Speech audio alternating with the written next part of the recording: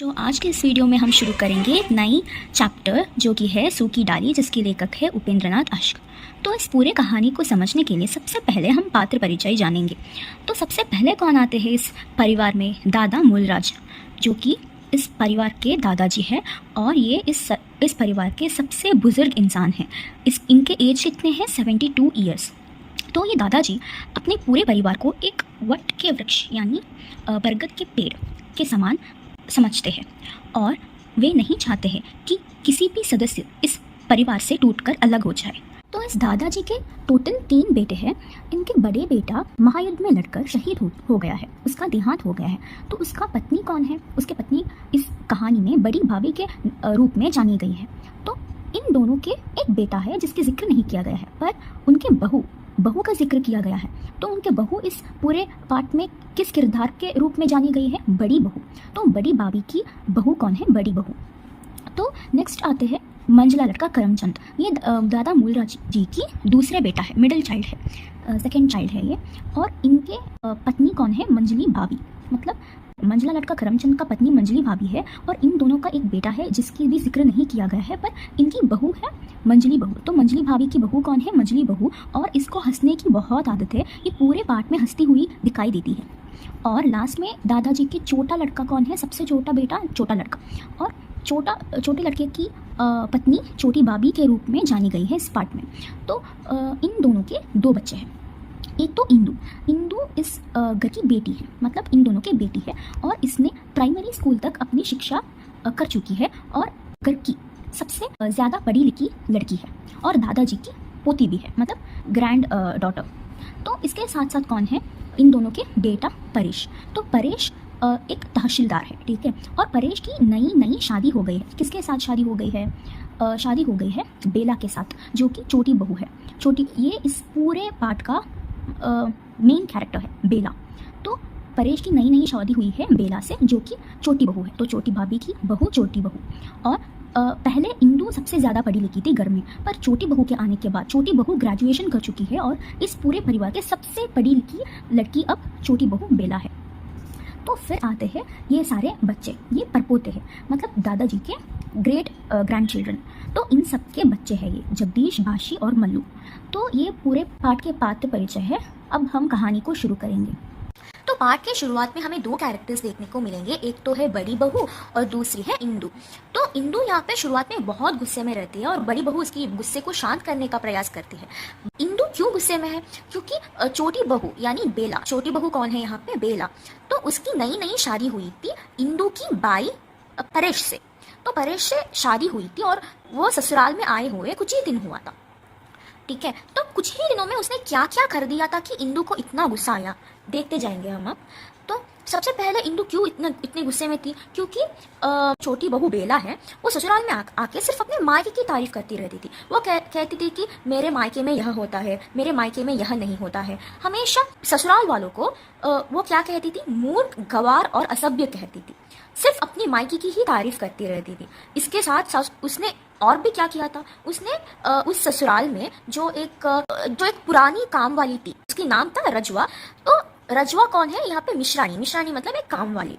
तो उसको काम से हटा दिया था। मतलब वो काम वाली जो थी उसने पिछले 10 सालों से उनके घर में सफाई, बर्तन धोना और कपड़े धोना जैसे काम करती थी। पर फिर भी छोटी बहू बेला आते ही उसे थोड़े दिन के लिए भी समय नहीं दी। उसने उसे आते ही काम से हटा दी। क्योंकि छोटी बहू बेला के अनुसार रजवा को यानी मिश्रानी को काम करने का कोई सलीका नहीं है। सलीका मतलब क्या है? तरीका, ठीक है। उसे काम करना आता ही नहीं है, इसलिए उसने हटा दिया एक ही दिन में, ठीक है। तो इस बात से इंदू बहुत गुस्से में थी। रजवा ने छोटी बहू बेला से विनती भी की थी कि कुछ ही दिनों में उनका सारे काम वह सीख जाएगी, पर फिर भी छोटी बहू ने किसी की नहीं सुनी और उसने उसे काम से हटा दिया। तो यह सब होने के बाद इंदू छोटी बहू को समझाने की कोशिश करती है कि नौकरों से काम लेने का कोई तमीज़ होती है, एक तमीज़ होती है। तो ऐसे हम किसी की बेइज्जती नहीं कर सकते, ऐसे वो समझाती है। पर छोटी बहू किसी की भी नहीं सुनती है और वो उल्टा जवाब देती है इंदू को। तो छोटी बहू क्या उल्टा जवाब देती है? वो उल्टा जवाब देती है कि आप लोगों को नौकरों से काम करवाना भी नहीं आता है आपके घर में किसी को भी। और वो कहती है कि उन्होंने नौकरों को अपने सिर पर चढ़ा के रखा है। तो छोटी बहू के अनुसार, मतलब बेला के अनुसार, सिर्फ झाड़ू मारने से कोई काम नहीं होता है, उसके साथ साथ सजावट यानी डेकोरेशंस भी करना पड़ता है, तभी काम करने का एक सही ढंग होता है। तो ऐसे वो फिर से शिकायत करने लगती है छोटी बहू, किससे? इंदु से।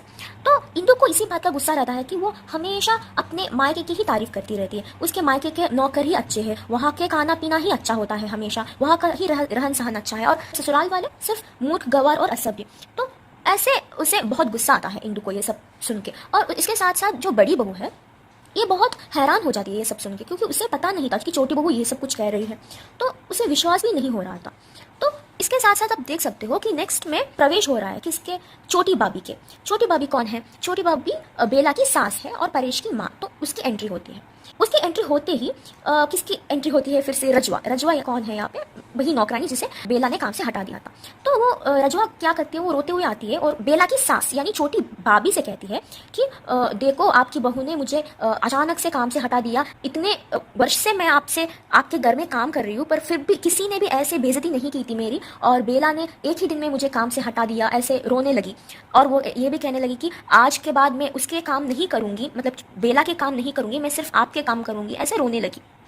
तो छोटी भाभी जो बेला की सास होती है वो रजवा को समझाने की कोशिश करती है कि बेला अभी भी छोटी है, उसे कुछ समझ में नहीं आता है, वो नई नई आई है इस घर में, तुम उसकी बात का चिंता मत करो, टेंशन मत लो, ऐसे कहते हैं। उसके बाद घर में एक चिंता रहती है, मतलब बड़ी बहू और छोटी भाभी परेशान है कि अगर छोटी बहू को घर का खाना पीना, पहनना ओढ़ना और यहाँ के पड़ोसी ये सब पसंद नहीं आएगा तो ये घर कैसे चलेगा।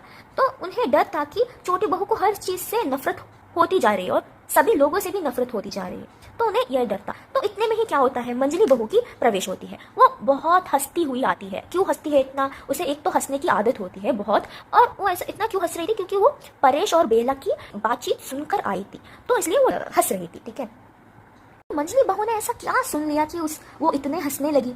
मंजली बहू बताती है कि बेला और परेश आपस में अंग्रेजी में कुछ गिटपिट बहस कर रहे थे। तो जब परेश नहाकर कमरे में गया तो उसने देखा कि बेला ने कमरे से सारा फर्नीचर निकालकर बाहर फेंक दिया था। तो बेला का कहना था कि वह इस टूटे फूटे कुर्सियां और गले सड़े फर्नीचर को अपने कमरे में नहीं रहने देगी। तो परेश उसे समझाने की कोशिश करता है कि यह फर्नीचर हमारे बुजुर्गों के समय का था, और बेला इस बात को सुनकर बहुत गुस्सा हो जाती है। वो कहने लगती है कि हमारे बुजुर्ग तो नंगे लुच्चे जंगलों में घूमा करते थे, क्या हम उसका भी अनुकरण करें? परेश ने समझाने की कोशिश की कि उन फर्नीचर पर उनके दादाजी, पिताजी और चाचा जी बैठते थे, उन्होंने कभी भी इसे कोई शिकायत नहीं की कि वो फर्नीचर गंदा है या टूटा फूटा है।